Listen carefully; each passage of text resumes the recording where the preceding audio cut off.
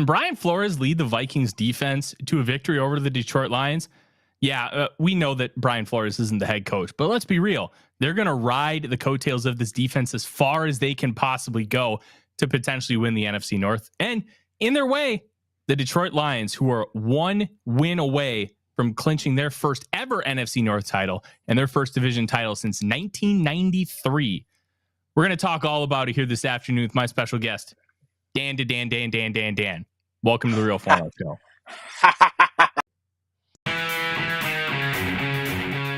Welcome to the Real Forno Show, hosted by Tyler Forness, the managing editor of USA Today's Vikings Wire, writer for the College Football Network, publisher of Substack Run In Shooter, host of The Good, The Bad, and The Hungry on the Voices of Wrestling Podcast Network, as well as a founding member of Vikings First and SKOL. In the words of the great Brent Musburger, you are looking live. Welcome, ladies and gentlemen, to another episode of the Real Forno Show. I'm your host, Tyler Forness. Moving down to the bottom right corner, he is producer Dave, and to my left, one of the biggest Lions fans I've ever met and a football aficionado. His name is Dan, or Dan Alter. Dan. Birth certificate, that's what it says. How are you doing, my friend? I'm good, man. How are you? Life is good. Life is pretty good, and we are just a few days away from Christmas, and we are a few days away from, I don't know if you know this, the winter whiteout, where the Vikings, it's the second annual winter whiteout. They did it last year against the Giants on Christmas Eve, and they're doing it again against the Lions. Full white jerseys, white end zones, white logo in the middle. Ooh. It should be a fun time. Ooh, I love like an all white look. Especially because I really do like the Vikings colors. Like I'm a fan for purple. Purple's a cool color, man. So it's like the white and purple always looks really good. I like the road jerseys too, but like a whole whiteout. The only thing they haven't done yet is they have not whited out the face masks. I'm guessing that may come down the line, but it's going to be about as NFL as you can get for a Penn State whiteout, because there's nothing. I like it. Like a Penn State whiteout is so cool. That's so cool to watch every year. And I like that recently they haven't put my Buckeyes on the whiteout. They've done the noon, so I don't have to deal with it. Mm-mm. Yeah, it's not smart to put like one of your best rivals as the whiteout, except the one year where Michigan went in and literally the first play of the game they had to call a timeout because the crowd was just so bonkers. Hopefully US Bank Stadium gets that way, but it's an absolutely special Hopefully atmosphere. Not. I hope not. Don't throw that at me. You know what? Let's jump right into it, Dan. Absolutely. Start with kind of a whole world view, because obviously we keep tabs on the Lions, being that we share the same division. And when we look at the Lions, we see, like, I see a team that's really in flux. They're not quite 100% confident yet, but when they are confident, they play some really, really good football.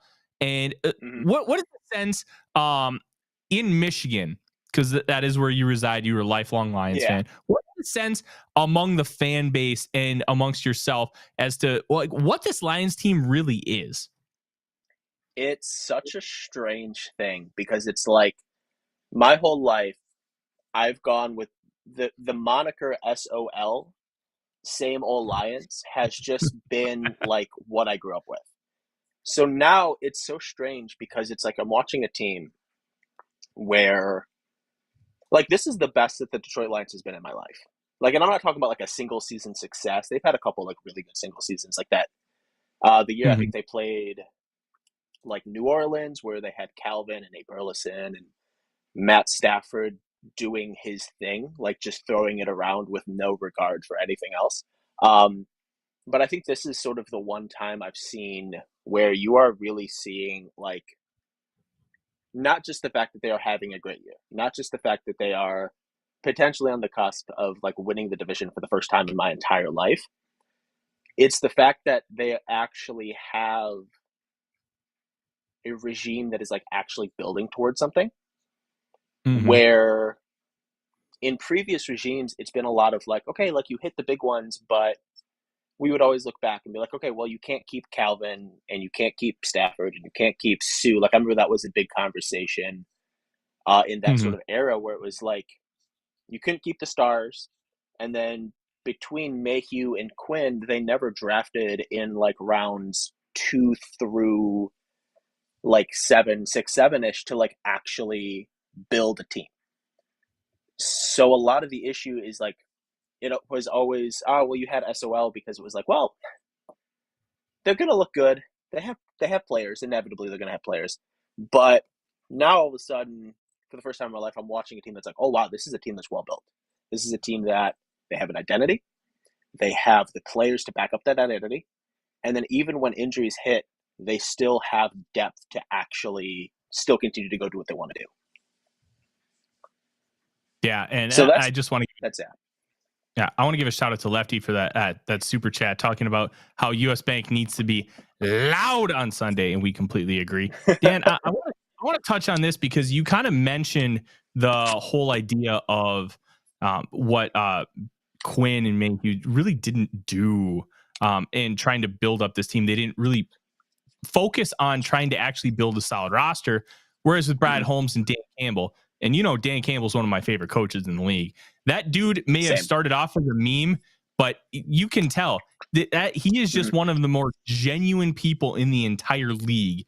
And he doesn't just like talk it. He is what he says. And I think that's really cool. And it's showing with this football team, even that first year where there were games. I remember the Rams game where they faced Stafford for the first time, and they had no business even being competitive in that game. They lost by 9, but they had a lead going into the fourth quarter in that game because that's what this team was. They were a fighting team. And now they took a lot of flack because they drafted a running back and inside linebacker to start the draft, and then they got a tight end and a safety in the second round. It's like, well, if you reverse it, it feels pretty good. Well, they all feel pretty good right now. Like, what is it about Dan Campbell and trying to kind of put this team forward on that proper path? And the fact that they haven't really strayed off of it at all, I think is a really, really impressive thing, considering, as you mentioned, same old Lions. We've seen the Lions my entire life just like poop down their pants. And I remember Barry Sanders' last game, a playoff game against Washington, poop down their pants. It's just been a constant. Why does it feel different now? Like, is it really Dan Campbell? Is he that guy and he's really fixed everything? I think to an extent it is. Like, you have a coach who he is committed to the culture. Where and I think Schwartz was all right with that. With Caldwell, I think they did a good job. Just like, hey, he's a veteran coach. He knows how to deal with adults, kind of thing like that. And then Patricia was an absolute dumpster fire. Yep. So coming off of just like, I don't know how Matt Patricia's allowed within like 30 feet of a football field at this point. Like he and the fact that the Eagles said, like, we're going to let this guy call defense. It was ridiculous. That guy should not be like, buddy, go back to NASA. Go get a job application, go to NASA, get away from this great game. But it's like coming off of such a bad, I mean, culture-wise, like building talent, accumulating talent, the whole thing was a mess. So coming in off of such a poor culture to now a guy who like gets it culture-wise. Dan Campbell he's going to coach a team where he doesn't want you there unless you're going to fight. He doesn't want you there unless you're going to work hard. I mean, I'll look at the way that like CJ Gardner-Johnson has gone about like his rehab. Like he was talking about it today because today he came back to practice.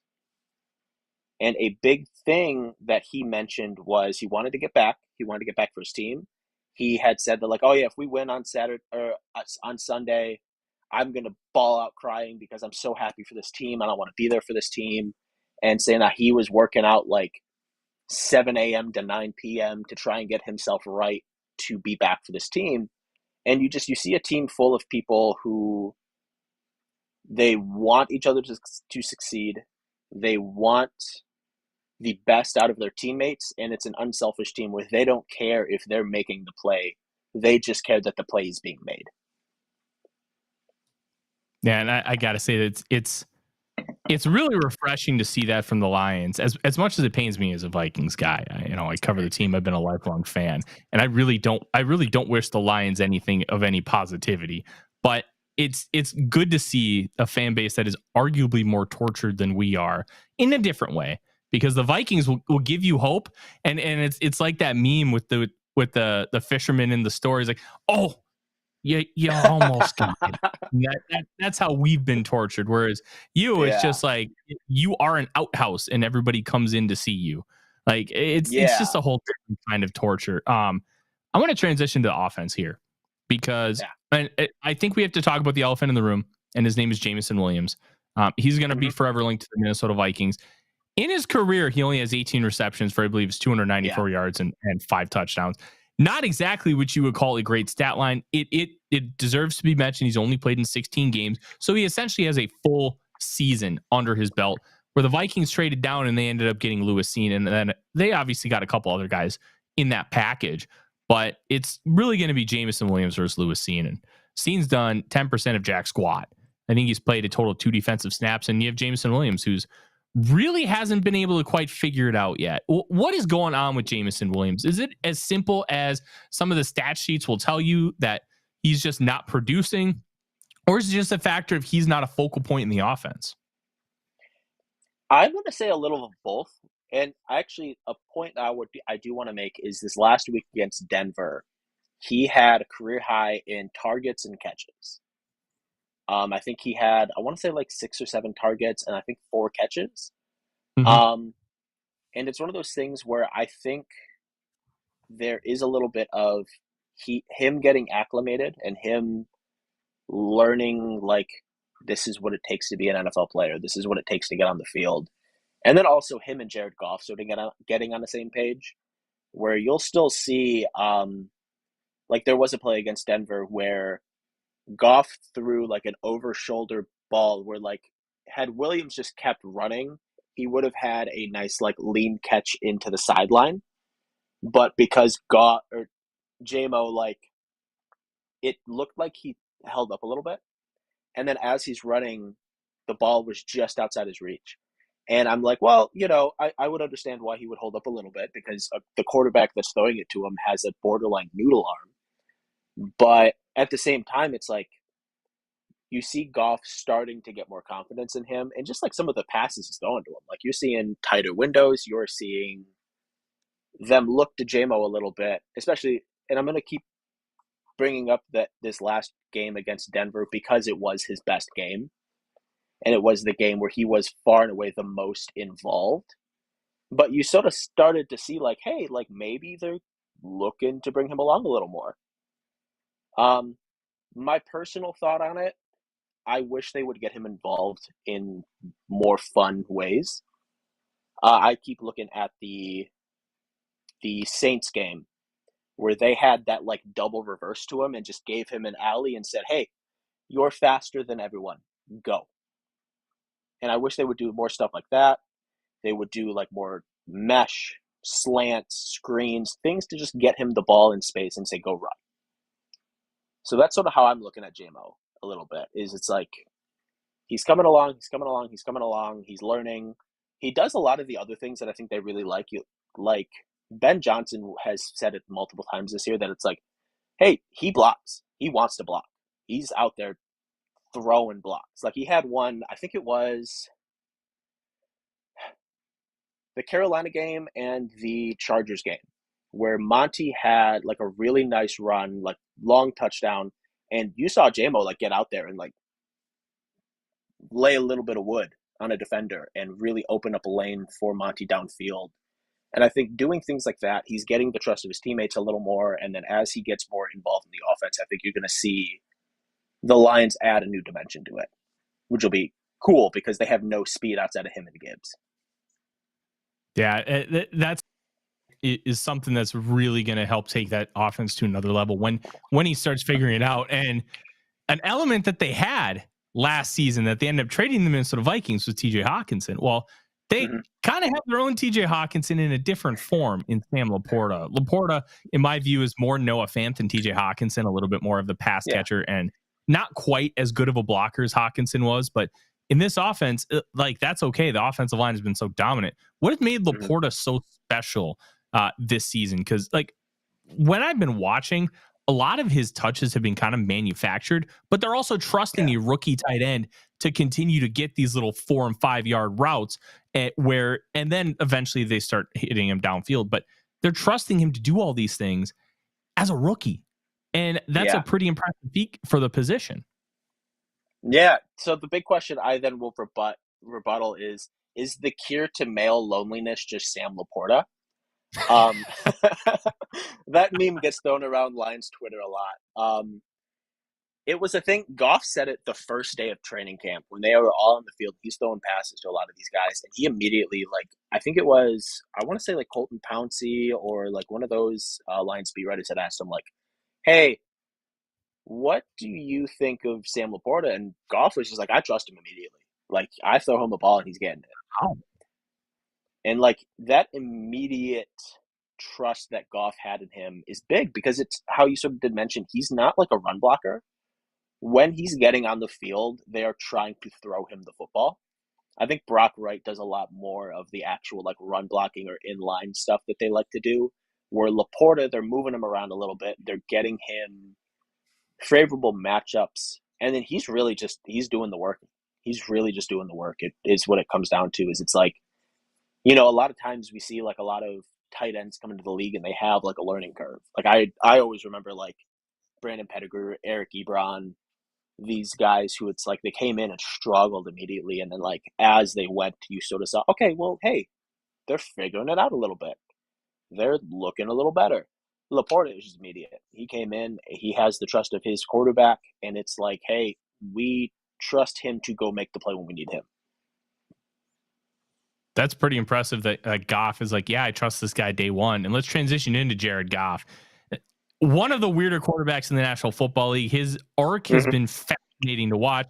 First overall pick, stunk his rookie year, but everybody stinks under Jeff Fisher. And then he gets with McVay. Year 3, he's in the Super Bowl, has a chance to win. They lose 13-3 to the Patriots in one of the weirder Super Bowl games we've seen in a long time. He gets the big contract. And then he just kind of fizzles out a little bit. They make the trade. They get Goff and 2 first-round picks from the Rams for Matt Stafford, and that helps them rebuild this team.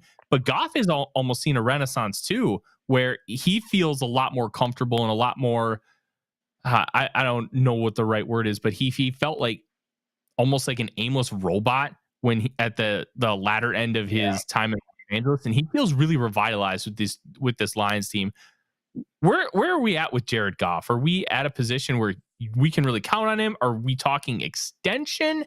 Because I've seen that bandied around a little bit. Like, what's the status of Goff? My personal feelings on Goff are conflicted because I see a guy who,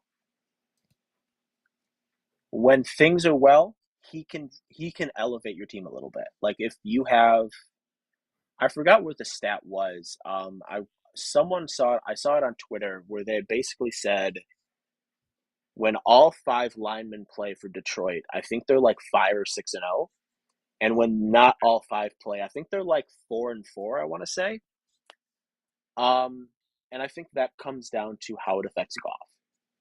He is a guy who, if he's given time, he can make plays. Like he can make plays. He can make some really nice throws. And then you have those short to intermediate demons on this Detroit offense between St. Brown and between Laporta, as we just talked about. Brock Wright makes some nice catches. Josh Reynolds is really good on the short to intermediate stuff. They like to get the ball like Monty and Gibbs out of the backfield. So it's like when they have that offensive line good and when they have that offensive line moving, they, like, Goff plays well. I think it was who was it? I want to say Mina Kimes brought it up, where she had mentioned that, like, there is just this gigantic disparity on Jared Goff when he's clean and when he's pressured. Now, a distinction I do want to make on that. because I know that Brian Flores loves to blitz.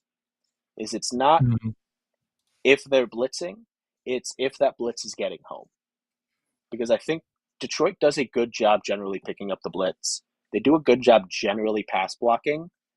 They've had a couple like bumpy games here and there. Like the Green Bay game was just an outright bad game from this offensive line. But it's like when Goff is given time, he can make throws, he can make plays. Now, to the extension portion of that discussion, that's where a lot of my conflicted feelings come in, is because it's like if they extend him, they extend him. Like, I think he's shown enough to where you can potentially trust him to be the guy of this franchise. My issue is, do I trust Jared Goff on $45 to $48 million a year when you're probably going to have to sacrifice some of that really nice infrastructure that he operates in? Do I trust him then? Because like if you sign him to that extension, you're probably going to have to see one or two of these offensive linemen move, whether it be like Jonah Jackson, who's up for an extension either this year or next. You have Taylor Decker. You're going to have to sign Penei Sewell to a new contract. Ragnow's in an extension right now. Glasgow, I think, is a free agent after this year. So you've got to like figure out, if you are going to give him that money, are you going to continue to just purely invest in offense and then hope you can make it work on defense? Or do you trust him enough to where, hey, we're going to give you your money, but we can't give you as much on this offensive infrastructure? And that's where my personal conflict comes in, because I sort of see it where I don't see Goff as like a modern day NFL quarterback, because like when he has to move off of his platform, he's really bad at it. And that's where I think I brought it up to Garrett Greenlee and then the NFL Stock Exchange. I brought it up to them a couple times where I said, like, I wouldn't hate if they tried to draft another quarterback who can fit modern NFL times, where you can sort of say, hey, we got a rookie contract. Let's give St. Brown and Laporta and Sewell that money while this kid's on a rookie contract. But that's the sort of like the team building conflict I always run into with Jared Goff, because he's sort of like a paradox with that. I'm like, I'd like him, but I don't know if I like him at $45 million a year. Congratulations. Welcome to Kirk Cousins. This is what we've been dealing with since 2018. They're in the same bucket, and I don't want to get into the discussion of, hey, Goff is better, Cousins is better, but overall they're in the same bucket where they're relatively limited, but when they're on, they can really move an offense, and they can really take things to another level. And I think you're seeing that with Goff. And I want to lay it out like this: Ben Johnson's probably gone after this year. Let's just be real about it. And would you trust anybody else with Goff having an extension? Because I feel like if Johnson was going to be there for 4 years and you knew he was going to be there for 4 years, you would feel a lot more comfortable giving Jared Goff that extension because of who's going to be working with him and calling the plays. But with that being such an unknown right now, are you willing to actually, not you, we heard your thoughts. Are the Lions going to actually be willing to make that commitment? I think they will.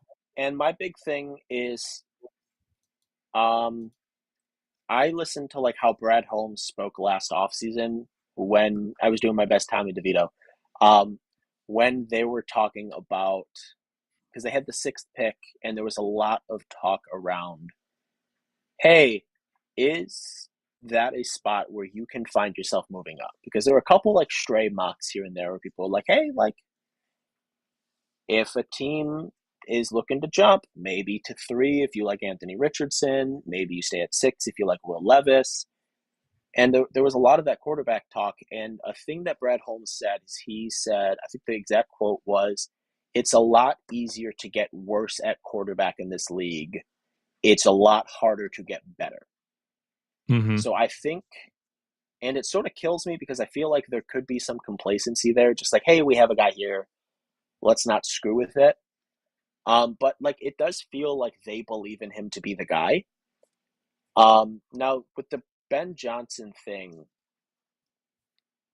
he's probably going to be gone after this year. The NFL is going to call. He's going to get a head coaching, like multiple head coaching interviews at the very least. Mm-hmm. My thing is, I think Campbell is, because remember, like, Campbell came up under the Sean Payton offense and like that offensive tree. Yeah. I really wonder if, and I mean, like, Mark Brunell is the quarterback's coach. Remember, like, former backup quarterback to, I think, Drew Brees. Mm-hmm. And I wonder if they feel good enough about, like, Mark Brunell, where they can sit back and say, hey, you know the offense, you know the system, you've played in the offense that we like to run, you know how it works, here's a continuity hire. The only other thing I would imagine is, like, maybe if Campbell tries to, like, diversify a little bit and, like, get outside and bring in some new ideas. But I also look at, like, the Anthony Lynn hire as OC when he first got hired, and it was like that sort of felt like he was trying to go outside of what he knew offensively, and then halfway through the season he stripped play calling from Anthony Lynn.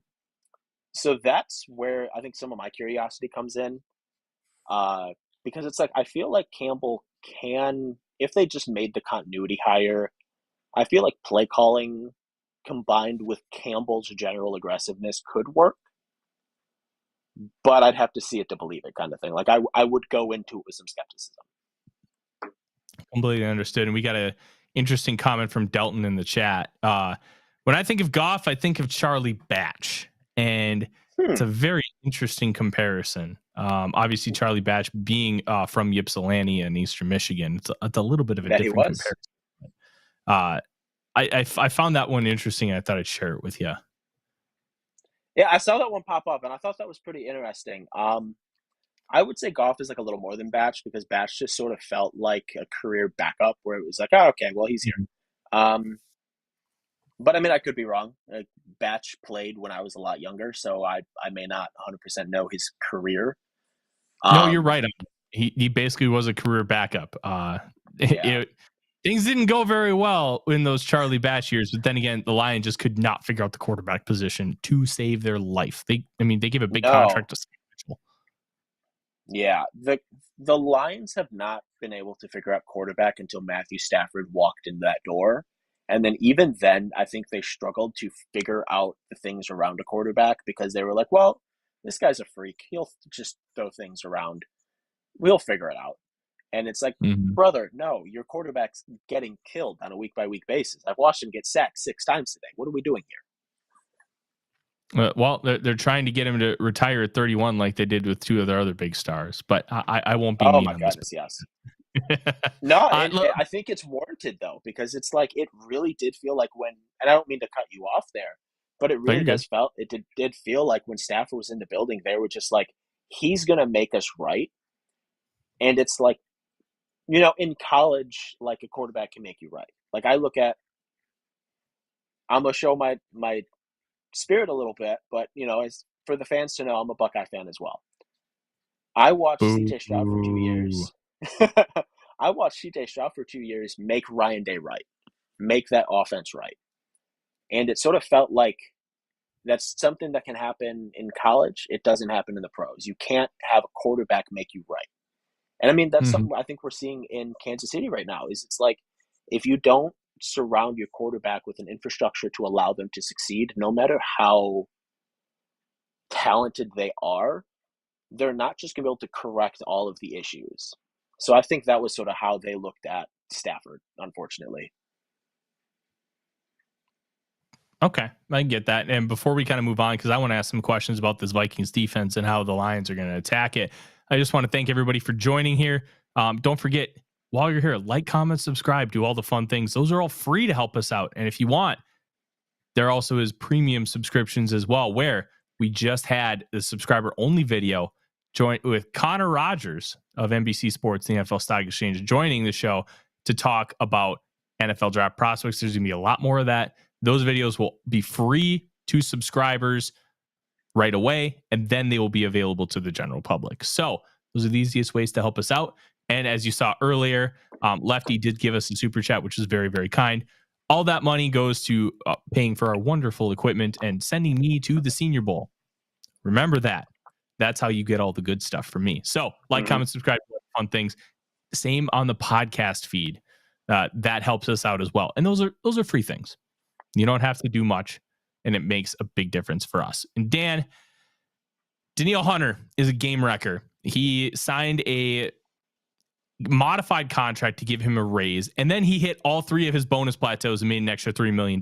He had multiple sacks against the Bengals last week, and he is just an absolute freak of nature, a wrecking force on the defensive line. He's going up likely against Penei Sewell because he likes to play on that right side, and he likes to go up against the right tackle.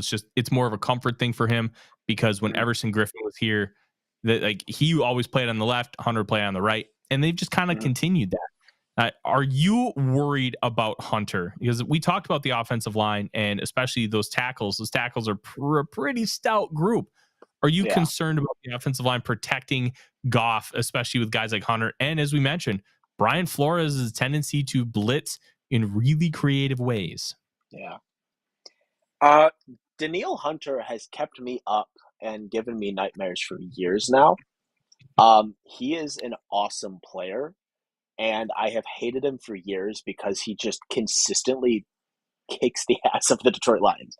Just beats us up. I think this year it's part of me is still hanging on to old habits when it comes to the Detroit Lions sometimes, where I look at Danielle Hunter and I'm like, he's gonna beat us. He's gonna kill us. And then I sit there and I watch Penei Sewell pregame yelling and getting very fired up, and I watch him on the field and I'm like, I think that's going to be one of the matchups of the game, if not for the fact that it may help decide how Minnesota can defend Detroit, but just because it's 2 awesome football players going at each other, that's going to be such a cool matchup to watch. Penei has been awesome ever since he got to Detroit. I will take the L on that draft because I think me and you were texting that draft where I really wanted, for Homer reasons, Justin Fields and Honolulu Blue. And then they drafted Sewell, and I was like, oh, great. Justin Fields is going to run all over the league or run all over Detroit for the next 12 years. And I mean, he sort of has, but not throwing the ball well against Detroit. So that's one or the other. But it was they drafted Penei, and I was like, this guy's awesome, but I really want Fields. But damn it, Penei Sewell is awesome. So I think that's going to be such a cool matchup just to see how it goes out. Yeah, it's going to be one that once I get the all 22 here next week, it's going to be a real fun one to watch, and I cannot wait.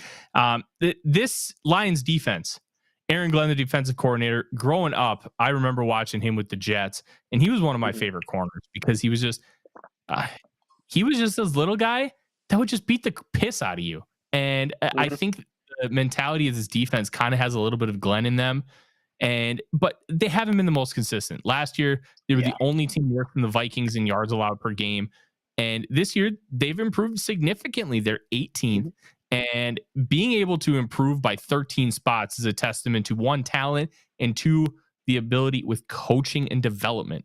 And I think that's really taken a step forward here with the Lions. How comfortable are you with Aaron Glenn as the defensive coordinator? And are things actually trending in the right direction with this group? Again, I'll say conflicted. Because my thing with Glenn is I feel like there are games where he just sort of sits on his hands a little bit. And some of the earlier games it worked because in the early part of the season, they were playing, early season Jordan Love, and they were playing, this team in Carolina that is attempting to play football, and you're playing Arthur Smith in Atlanta, and his absolute terrorism on the fantasy football community, I will say, as a Bijan Robinson holder. And it's it felt early in the season, it was okay, they may actually have just an awesome defense. I feel down the stretch a little bit, they have had issues. But then last week, it felt like they made some adjustments. So what I'll say, like, they had a stretch. I want to say it started with Baltimore. I mean, the Baltimore game was just an outright disaster. Um, There was a stretch in there where they like really just they struggled, man. Like they had game by game. I was watching them, and I'm just like I couldn't even like really reliably think that they were going to get a stop. But then last week I don't remember like the actual amount of points that they gave up to Denver, but it was like in reality, like a lot of those points were like garbage time. It felt like at the end of the game, where it was like, okay, like Denver tried to throw a couple Hail Marys while they were down on the ground. And some of the adjustments that I saw, first off, they made a change at their second corner spot. I hate being a hater to an extent. Depends on who I'm hating against. If it's Michigan football, I'm hating all day. If it's Green Bay football, I'm hating all day. I don't know if you realize this. Harbaugh got some new allegations today. Oh, brother, I saw. That's not even the Connor Stallings edition of those allegations. That's just the COVID stuff. So, but with Aaron Glenn in this defense, it's like the one guy who it feels like I have picked on a lot because other teams pick on him a lot. It was Jerry Jacobs, number 23, opposite Cam Sutton. It just felt like he was a ticking time bomb of defense would make a couple plays and then he would blow a coverage. And this last week against Denver, they made a change. Khalil Dorsey and oh my goodness, I cannot remember the other young man's name. But they signed him like from the practice squad in Chicago, and they were just like, "Hey, you want to come play corner?" Kindle Vildor. Yeah, them. They got both of them on the field instead of Jacobs, and I thought they looked pretty good. Dorsey made a really nice tackle for loss on a screen where he flew up and smacked the hell out of a receiver. And then the other big adjustment they made, it was almost like without Gardner Johnson, these safeties have struggled to cover. And it was almost like Aaron Glenn said, hey, you can't cover, so I'm just going to blitz. So he just brought Melifonwu, he brought Branch, he just brought these dudes on blitzes all night. And there was a really cool, I think Kyle Menke, I want to say is his name, put a really cool clip on Twitter where Melifonwu was lined up like 20 yards downfield, and they brought him on a blitz right up the middle, and he flew. Like, it legitimately impressive to watch him just cover that ground because he ends up making a play on Russell Wilson as Russell was, like, rolling up to his right. And it was one of those cool things where it was like, oh, hey, look, an adjustment. Because there were so many times this year where it felt like they're just trying to sit back. And actually, like, I made a note about this where it felt like the note I made was it feels like this defense is relying on individual players making top end plays instead of like good scheme. So like this defense is, hey, Hutch, hey, Branch, hey, Anzalone, Sutton, Lynn McNeil, who's hurt. Hey, guys, go make a play instead of us setting you up to make a play and then you being able to make it because you are a good player. And that's been a lot of issues, especially with this pass rush, because it's like, I think Ian Hutchinson only has like 4 sacks this year, but it's like every play, teams are just doubling him. They are sliding protection to him because there hasn't been another like reliable pass rush piece with Houston being hurt. And honestly, just the rest of the defensive line not playing up to the way that they played last year. Because last year it felt like, hey, these guys, they started the season bad, but like as the end of the season came around, it's like you sort of felt that defensive line a little more. And now this year you don't. Like you don't, like James Houston, like I just said, he's hurt. McNeil's been in and out of the lineup. The rest of these tackles, like Isaiah Buggs has been on a milk carton. John Kaminsky hasn't really popped the way that I sort of thought he would. So that's been another big issue is it's just like these individual players aren't making plays and they aren't allowing them scheme-wise to like set them up to go make a play. So that's been sort of some of my issue with this Aaron Glenn defense. Is it's like, hey man, like you gotta scheme it up a little bit. Sure, you're a defense, but you gotta scheme it up. And now last week, it sort of felt like they were like making some scheme adjustments, which was cool. Let's talk about Aiden Hutchinson because he's obviously a PFF darling. I don't think PFF has ever loved a player more than they love Aiden Hutchinson. How actually good is Aiden Hutchinson?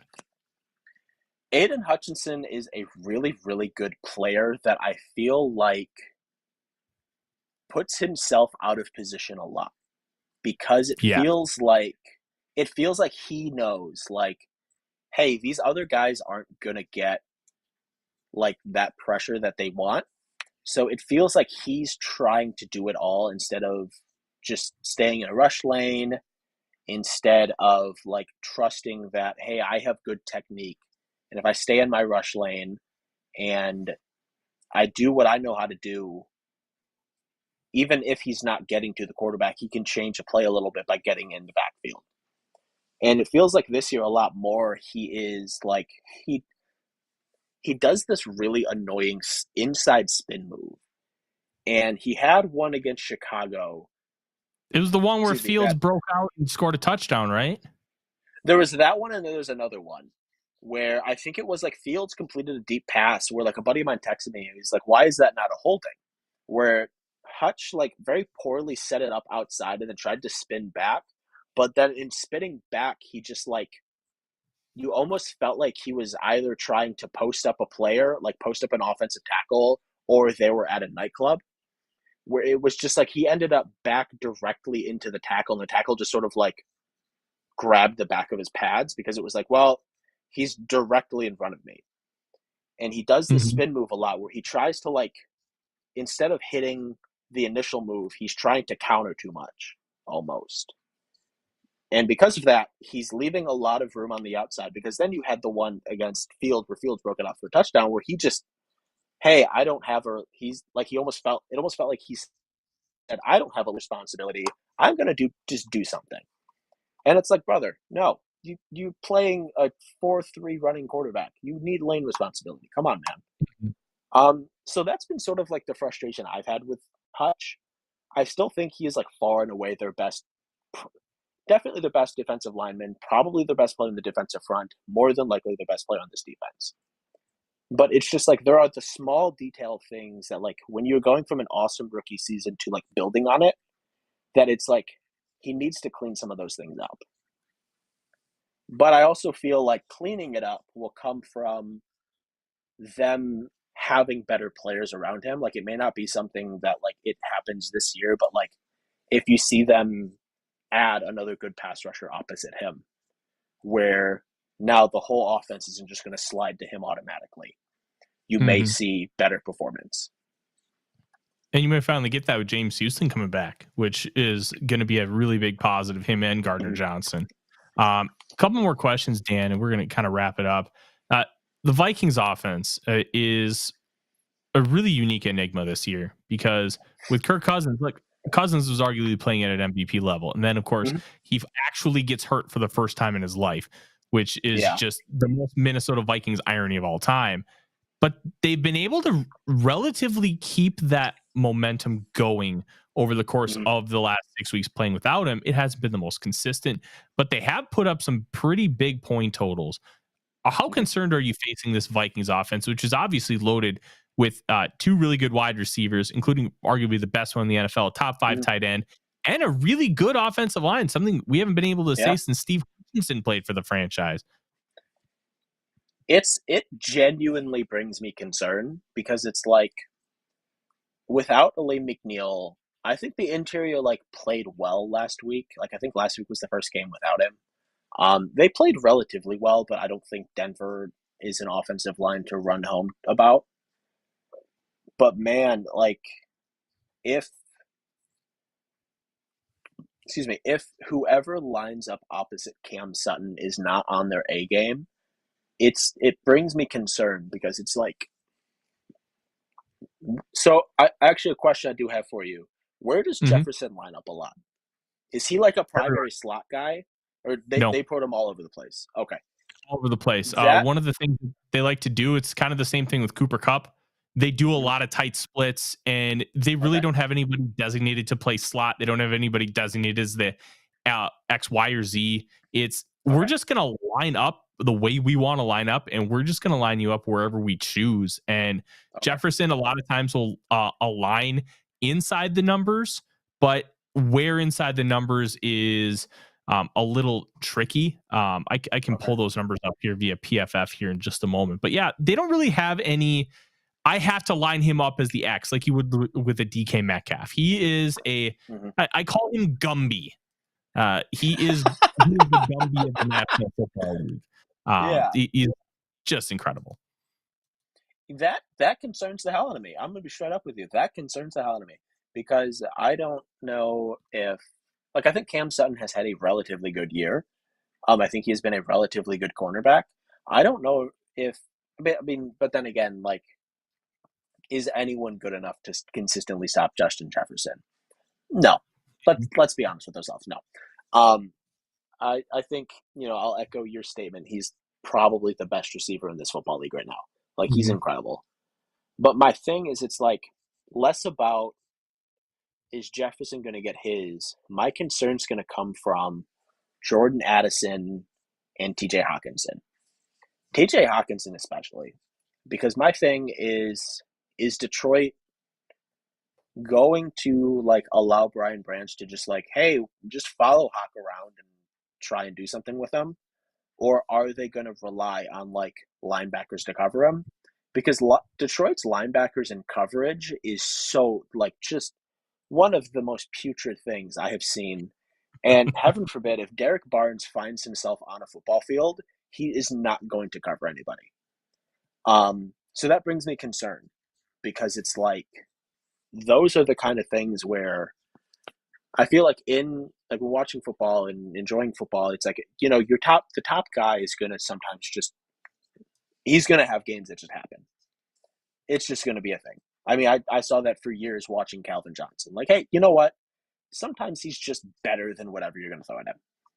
But it's gonna be a lot of those secondary guys where if Detroit can, I think, relatively keep, I don't know if I want to say a cap, but not allow them to consistently slice and dice them a little bit, between Addison and Hawk.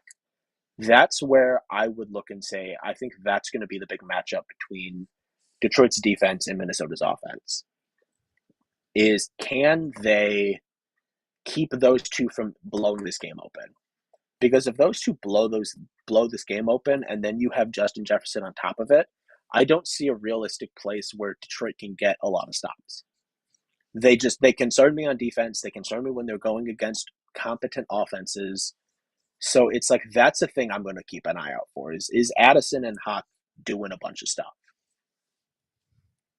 Yeah, and that's kind of where I'm looking to. Jefferson's great, and I think he is the best receiver in football. But Mm-hmm. the addition of Addison just makes things so much more lethal. Mm-hmm. Couple questions here to close out, Dan. What if you had to pick CJ Stroud or Justin Fields? I'm going to put you on the spot. Who you What taking? am I picking him for? Am I picking him for to start an NFL franchise kind of thing? You're picking them. Who do you like better? Oh my goodness, that one's hard because they're both awesome. You didn't think you were going to get out of the show easy, did you? Oh, heavens no. If I'm picking a guy to start an NFL franchise, I'm picking CJ Stroud 10 times out of 10. CJ Stroud is the cleanest, most accurate, the stuff that he does as a quarterback is just insane. Mm-hmm. If I'm talking about the college game, there is a point I may take Justin Fields because it's sure, he may not bring the level of enough to say Fields is dumb or not accurate, but CJ Stroud's acumen for the position and his accuracy is just better than any quarterback I've ever seen in my life to this point. It's ridiculous. But if I'm throwing him in a college game, I might throw Stroud or Fields because it's I know if all else fails, he's gonna scramble around and make a play. And sometimes with Stroud, unless they're playing Georgia, he's not going to scramble and make a play. So that's sort of my catch-22 there. I don't know. What's the context I'm picking them in? I'm going to make my own context. I don't know. There we go. 2 more questions. They're both incredible players. Yeah. That's true. Who you got winning this game? I'm still trying to figure it out. The Lions just jumped up to 3.5 favorites on BetMGM. And if Kirk Cousins was the quarterback, the Vikings would probably be 2.5 or 3-point favorites because he's worth almost a touchdown on the spread. Yeah, ooh, buddy. How about I'm going to look at a couple like keys to Detroit that I have written down, because I had 2 keys that I wrote down about times that they lose. The times in this season that I have watched Detroit lose a football game is the other team jumps out for the most part. I'm going to ignore the Seattle one because the Seattle one was its sort of own enigma of just Detroit refusing to get a pass rush. But the other games that they've lost, I look at like Chicago, I look at Green Bay, and I look at Baltimore. It's at some juncture in that game, the other team just builds a lead that's too big. And for some reason, I don't know what, like last game was the first time all year that they just didn't do this. But like, for some reason, coming out of halftime, it's like it takes a full quarter for them to like actually get into the game out of halftime. So I'm going to say, I think Detroit's going to be able to run the football. I think actually, that's another question I did have for you. How is Minnesota's defense against like a run team? Like, how do they play against the run? They're pretty good against the run. The only team that's had an exorbitant amount of success in the running game was in week 2 with the Philadelphia Eagles ran for like 250 yards, but the Vikings were still trying to kind of figure out how they wanted to implement the scheme. And they said, Jalen Hurts, you're not beating us. You're going to beat us by running DeAndre Swift for 200 yards. Do it. And they did. Yeah. That's the thing that's sort of curious to me, because it's like I think Philly has one of the top like handful of offensive lines in the league, and I think Detroit does as well. And if Detroit's line is healthy, and so far I haven't seen anything about any of their linemen potentially missing this game, it looks like they're going to be all healthy up front. If they're all healthy up front, I think Detroit should be able to, for the most part, be able to establish a little bit of a run game enough to where they're able to like open their offense the way that they want to. But I think both teams, I think it's so hard because I want to just say like, hey, like Detroit's going to win like 21-17 is what this game sort of feels like. But at the same time, I look at matchups and I'm just like, man, Minnesota still has a couple things here and there that like if things don't go right, I could see it like Minnesota winning the football game is what I would look at. So it's like I'm gonna try and let go of some old habits, and I'm gonna say Detroit 21, Minnesota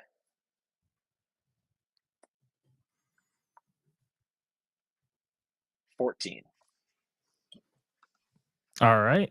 Last question for you.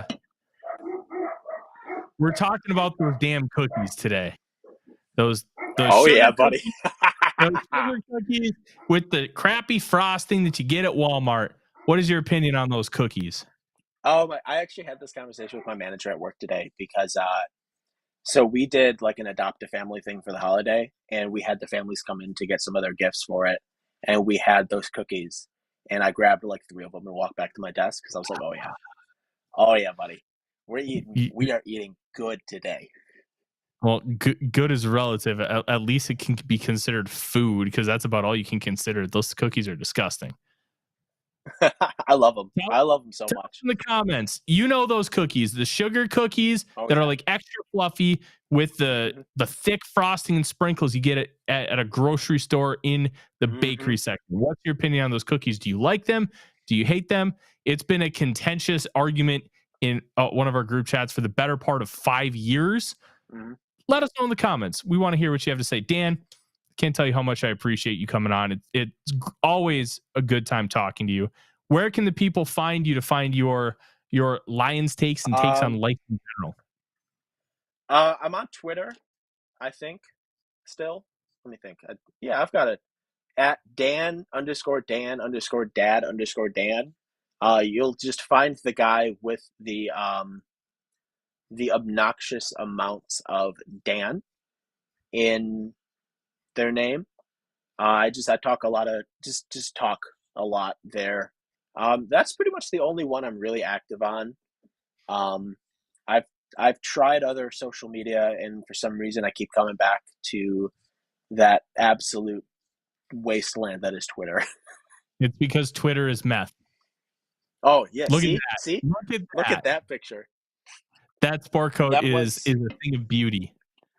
That was, I mean, that was my graduation in 2019? I think it was 2019 because, yeah, and that was about like 40 pounds ago as well. But that's a good coat. I still have it somewhere in my closet. I have to get it out and see how poorly it fits. Hey, trust me, I know the feeling. I put on about 70 or 80 pounds since you last saw me in Madison. So I need to hit the gym, but May, I greatly appreciate your time. Let's bring in producer Dave to finish out the show. He will appear back in that bottom right-hand corner at some point. Hopefully there he is. I'm here, just sitting back here, drinking a whiskey, talking with folks in the chat.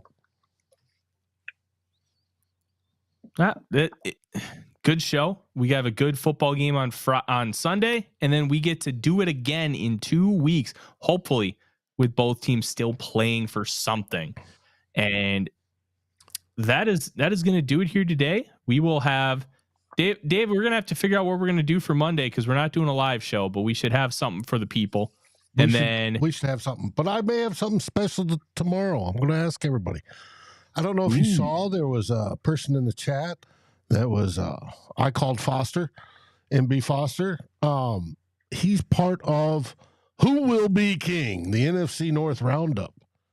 Normally we record on Wednesday, and I was all hot and bothered, got ready for it, and realized, no, we postponed it today. It's going to be tomorrow. I had to get all my stuff to you early today, and I didn't have to.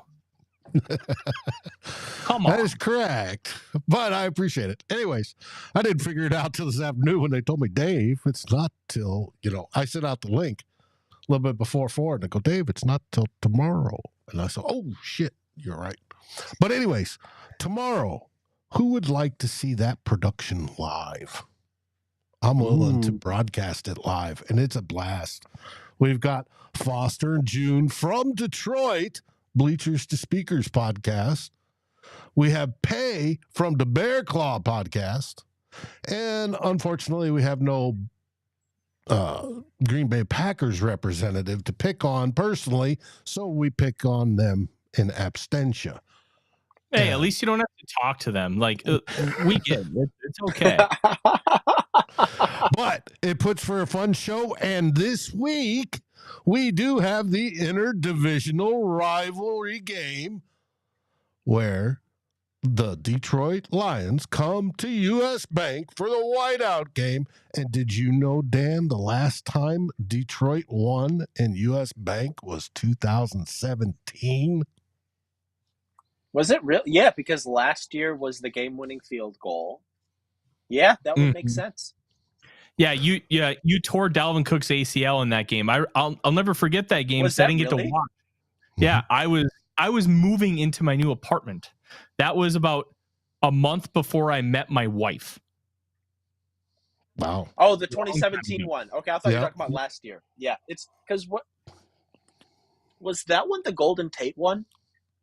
That he flipped into the end zone. No, that would have been, I think, 2016. Where he flipped into the end zone. It's where 2017 was a 14 screwed up that game, but he had one of his bozo plays that Tyler likes to talk about. Yes, the Case Keenum bozo gene. I love that.